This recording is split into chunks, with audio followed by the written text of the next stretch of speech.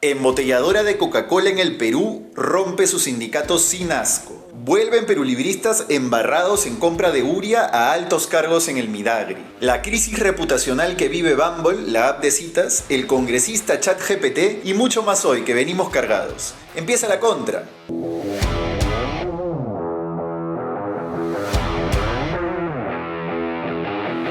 Hola, soy Paolo Benza y esto es La Contra, el resumen de los temas que realmente te importan sin importar a quién le molesta. Se acaba el miércoles 22 de mayo, sigue el frío húmedo limeño contribuyendo a nuestra depresión. Pero hoy vamos a empezar con dos investigaciones hechas en casa. Porque ya saben, aquí no solo curamos titulares. Primera, Arca Continental, la embotelladora de Coca-Cola en el Perú, se zurra en las leyes y despide a los miembros de su recién formado sindicato. Específicamente, esto ha ocurrido en una de sus firmas subsidiarias que se llama Ecovesa y es la que se encarga de gestionar las rutas de preventa y comercialización de las bebidas de la compañía. Arca Continental es una transnacional de capitales mexicanos que embotella los productos de la Coca-Cola Company en Perú, Argentina, México, Ecuador y Estados Unidos. En nuestro país, además de Coca-Cola, venden Sprite, Fanta, Crush e Inca Kola. Esta es otra exclusiva de La Contra. El último 6 de mayo, 20 trabajadores de su subsidiaria Ecovesa se presentaron ante el Ministerio de Trabajo para crear un sindicato. Para los que no saben qué significa que sea su subsidiaria,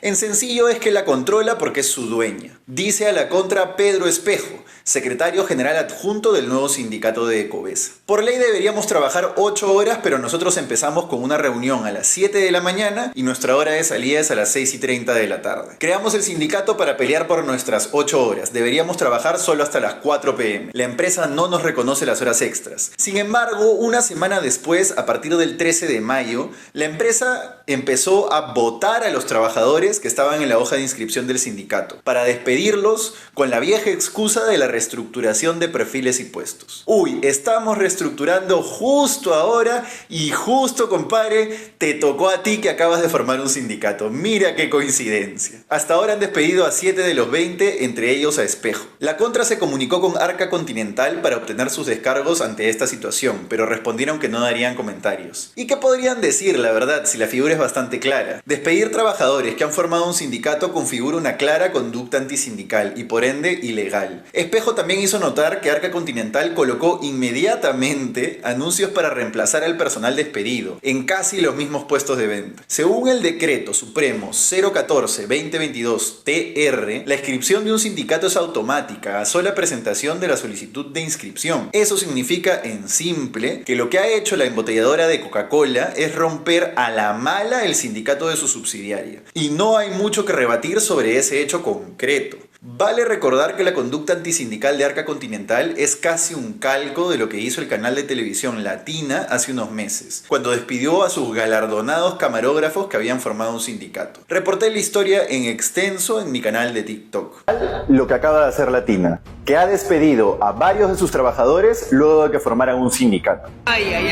Y la verdad, vamos a ser honestos y decirlo sin tapujos, en este país la gran mayoría de empresas grandes se caga en las leyes que protegen la libertad sindical. En varios grupos económicos peruanos hay prohibiciones expresas de formar sindicatos. Les importa 3 pepinos la ley. Las grandes empresas, como hizo Latina y ahora Arca Continental, están dispuestas a soplarse el juicio laboral y pagar la multa que les va a imponer Sunafil antes que aceptar que unos cuantos revoltosos se les subleven en la interna. No exagero, es como piensan. Para muchos trabajadores es peor quedarse sin trabajo y entonces aceptan. Ahora, voy a poner el parche antes de terminar porque ya estoy leyendo sus comentarios antisindicales. Tengo claro que la mayoría de ustedes, sobre todo si me ven en TikTok, estarán plenamente de acuerdo con lo hecho por Arca Continental y comentarán que los sindicatos son mafias de vagos y que solo sirven para arruinar a las empresas. Miren, acá nadie se chupa el dedo. Es evidente que hay sindicatos que se han hecho famosos porque se han convertido en grupos dedicados a la preservación de gollerías bien conchudas para sus dirigentes y miembros. Miremos como paradigma el Sindicato de Controladores Aéreos de Corpa, cuyas malas prácticas laborales yo mismo he reportado en extenso. Pueden revisar mis videos de TikTok. Claro que hay sindicatos que han pervertido su función esencial, que es equiparar la relación de poder con la empresa para proteger a sus afiliados en negociaciones colectivas. Pero eso no significa que la sindicalización per se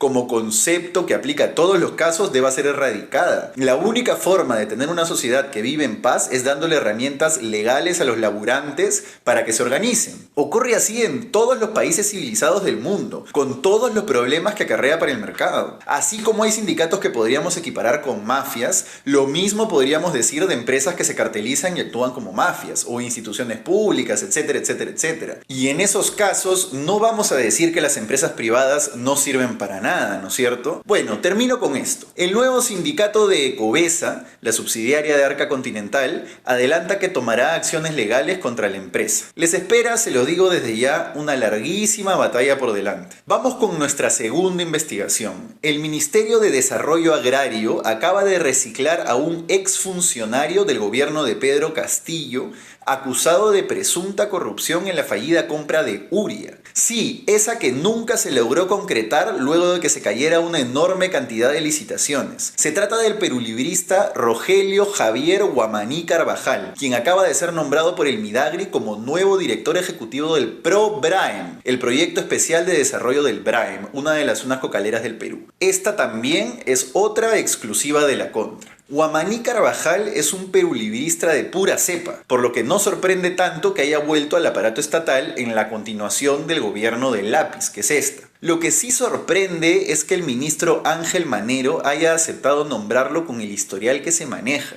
Guamaní fue gerente de desarrollo económico del gobierno regional de Junín en 2019, durante la segunda gestión del hoy prófugo Vladimir Cerrón. Según una investigación del periodista Alexander Villarroel, cuando estalló el escándalo de corrupción municipal de los dinámicos del centro en 2021, el funcionario Guamaní presentó junto a Cerrón un habeas corpus para frenar los allanamientos y detenciones del caso. Pero lo que más daño hizo al país fue su paso como director ejecutivo de Agro Rural durante el gobierno de Pedro Castillo. Guamaní Carvajal fue destituido luego de que se cayera la segunda licitación para la compra de Uria, porque habían elegido a una empresa brasileña cuya propuesta era más cara que la de una norteamericana. Todo eso fue consignado a detalle por el medio Huancayork Times. Por esas irregularidades, en 2022, la Comisión Agraria del Congreso pidió a la Fiscalía que investigue a Guamaní, alegando que hubo supuesta corrupción en la fallida compra. Lo increíble es que el señor volvió a los 5 meses a ser el director ejecutivo de Agro Rural. Claramente tiene buenos contactos y una amplia facilidad para moverse en el sector público, especialmente en altos cargos en entidades relacionadas al agro. Ahora ha logrado posicionarse al frente del PROBRAEM.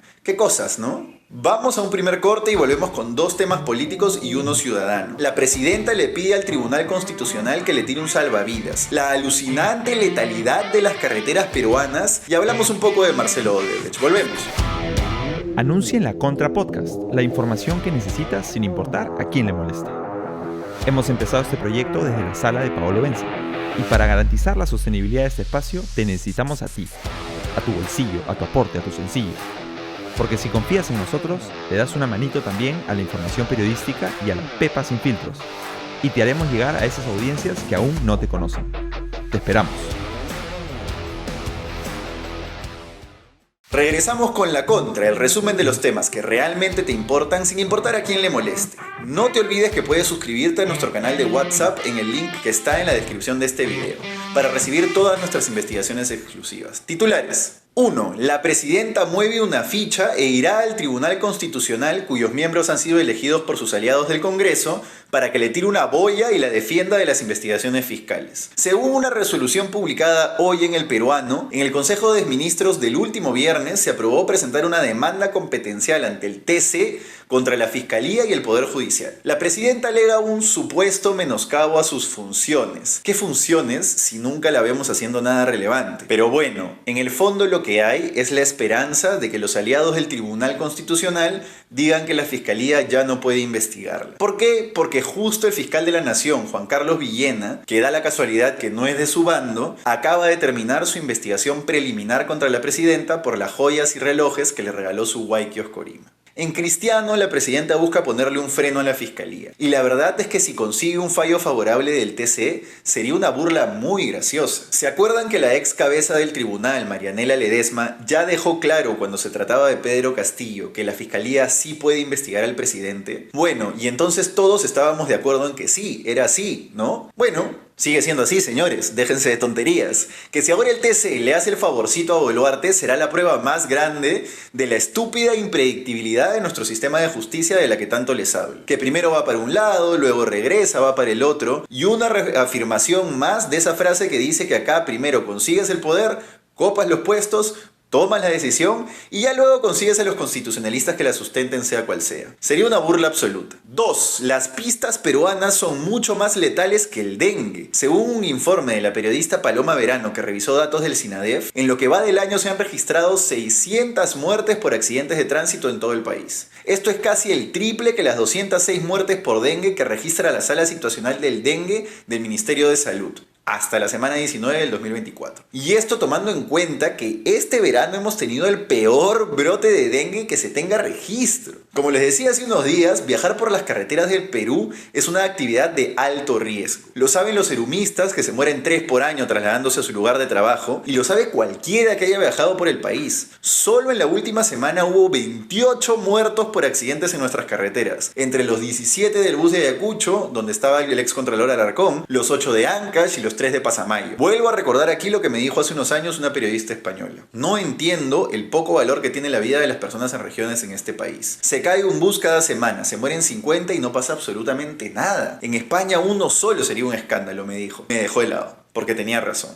En lo que va del año se han impuesto más de 4.000 multas por exceso de velocidad, que es la principal causa de los accidentes viales en el país, y la gente se zurra en las multas. 3. Se derrumba el caso Lavallato en Brasil. ¿Cómo afecta al Perú? Ayer la Corte Suprema de Brasil anuló las decisiones tomadas por un tribunal de Curitiba contra Marcelo Odebrecht en ese país. También ordenó suspender todos los procesos penales abiertos contra el heredero de la constructora que lleva su apellido. La razón en sencillo es la de siempre, que supuestamente no se siguió el debido proceso. Lo interesante es que en septiembre del año pasado el mismo juez que ha tomado la decisión ahora anuló para Brasil todas las pruebas obtenidas mediante acuerdos de colaboración con la empresa Odebrecht, según informa la agencia EFE. La decisión esa respondió a un pedido de la defensa del presidente actual de Brasil, la joyita amada por la izquierda regional, Lula da Silva, que pasó casi 2 años en prisión condenado por corrupción y lavado de activos en un proceso que luego se anuló y se basaba en parte en las pruebas dadas por Odebrecht. Tanto el coordinador del equipo especial Lavallato, Rafael Vela, como la procuradora ad hoc para el caso, Silvana Carrión, han aclarado que formalmente esta decisión en Brasil no tiene un impacto directo en los juicios por corrupción que se siguen contra políticos en Perú. Claro, eso es verdad, no tiene un impacto directo en Perú, pero sí podría tener uno indirecto. ¿Cómo así? Está claro que lo que se está haciendo en Brasil es desmantelar el caso Lavallato, a tal punto de favorecer a uno de sus principales implicados, como Odebrecht. Y esto lo que hace es crear un sentimiento regional de impunidad, a poquito de que empiece, por ejemplo, el juicio a Keiko Fujimori. Antes ya un juez de Brasil ha impedido que Jorge Barata, uno de los principales colaboradores eficaces de Lavallato en Perú, declare en el juicio contra Ollantumala y Naín Heredia. Y claro, es evidente que ninguno de los involucrados en Lavallato, donde Marcelo Odebrecht es solo testigo para el Perú, está deseoso de declarar en los juicios por voluntad propia. Todos han echado a otros por necesidad. Apenas vean la forma de zafarse lo van a hacer. Para ser honestos, todo indica que en los casos más endebles, que son los de aquellos políticos que no han sido autoridades, la cosa se va a ir cayendo por fuerza política, como Espejo del Brasil. Sería ya un escándalo que se caiga el caso contra Susana Villarán, que ha aceptado ser corrupta ella misma, pero contra Fujimori, por ejemplo, la cosa es más probable. Lo cual es una pena, porque se volverá el símbolo de la impunidad de la que me hablaba mi dentista Norita. Acá todos saben quiénes son culpables, pero nunca pasa nada. Y también de la frase final del documental Al filo de la democracia, donde un político brasileño le pregunta a un empresario: ¿tú qué haces aquí? Y el empresario le responde: yo siempre estoy aquí. Ustedes los políticos son los que cambian. En fin, vamos a un último corte y volvemos con la crisis en Bumble. Sí, el app de citas que usas como un loquito, ya te conozco. Anuncia en La Contra, el nuevo podcast para monetizar de Paolo Benza. Ya somos una comunidad de más de 100.000 seguidores que siguen nuestras pepas día a día, que está creciendo en TikTok y hoy necesita de tu apoyo en este canal de YouTube. Mándanos un DM, contáctanos y escríbenos, que te estaremos esperando. Y de paso te contamos unas pepas sin compromiso.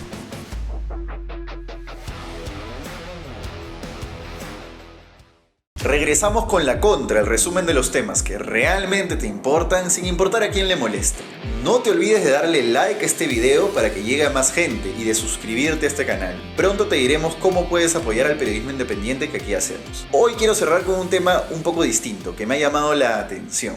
Bumble, la app de citas que todos ustedes ya conocen, está atravesando una crisis reputacional a nivel global por haber emprendido una controversial campaña en contra del celibato femenino. ¿Cómo así? Les voy a resumir la historia, de la que luego ya pueden buscar todos los detalles, porque es una muestra casi de libro de cómo arruinar una campaña de marketing que era para relanzar una compañía, pero termina hundiéndola. Vamos por el principio. Bumble nació hace 10 años con la lógica de diferenciarse de Tinder en algo muy puntual. Las mujeres tenían que hacer el primer movimiento en el app de citas. Ellas tenían que hablar primero. El objetivo era protegerlas, empoderarlas, que ellas decidan a quién le abrían la puerta frente a lo que podría ser el acoso incesante de hombres en otras aplicaciones. Así fue como Bumble se hizo famosa y transitó su primera década. Pero el año pasado, Bumble registró pérdidas por $1.9 millones, según la CNN, y quedó fuertemente presionada para volver al terreno azul. Su principal dificultad era llegar a los usuarios más jóvenes, en medio de una tendencia mundial de estos por alejarse de las apps de citas. Entonces emprendió una campaña de algo así como un relanzamiento, en la que por ejemplo hace 3 semanas anunció que las mujeres ya no tendrían que hacer el primer movimiento en el app. Ellas ahora podrían elegir si querían que los chicos les respondieran una frase como primer movimiento de gileo. Suena a poco, suena a tonto, pero fue algo enorme para la marca, porque todo Bumble nació bajo la premisa de que las mujeres hablaban primero. Pero hasta ahí todo bien,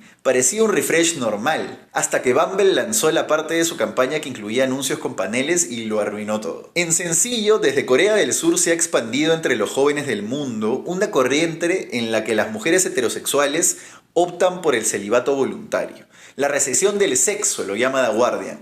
Cada vez hay más videos en TikTok, por ejemplo, hablando sobre las bondades de sacar el sexo de tu vida. Bueno, el caso es que Bumble sacó una campaña de anuncios en contra del celibato. Incluía frases como tú sabes bien que el voto de celibato no es la respuesta, o no deberías dejar las citas y volverte una monja. Sí, aunque no lo crean, a algún equipo bien pagado de marketing eso le sonó a una gran idea. El caso es que, como comprenderán, cayó muy mal en las mujeres de la generación Z. Bumble empezó a recibir una cantidad indescriptible de hate en redes sociales a raíz de esa campaña, que fue interpretada como un ataque a los principios básicos con los que nació la app de citas: empoderar a las mujeres a que tomen decisiones sobre sus cuerpos y el sexo. Es decir, ¿cómo cuestionas a una mujer por decidir no tener sexo, Bumble? Bueno, la compañía, que tiene 4 millones de usuarios de pago, ha tenido que pedir perdón en todas las formas posibles. Pero el daño reputacional ya está hecho. Hasta aquí la historia. Busquen si les jaló el ojo. Para cerrar, les dejo una cortita que entró a último minuto al programa. Un juez acaba de aprobar el acuerdo de colaboración eficaz de la constructora peruana COSAPI, por el que pagará una reparación de 84 millones al Estado. Esto por el caso Club de la Construcción. La primera cuota será de 15.3 millones y tendrán 9 años para desembolsar el resto. Y claro,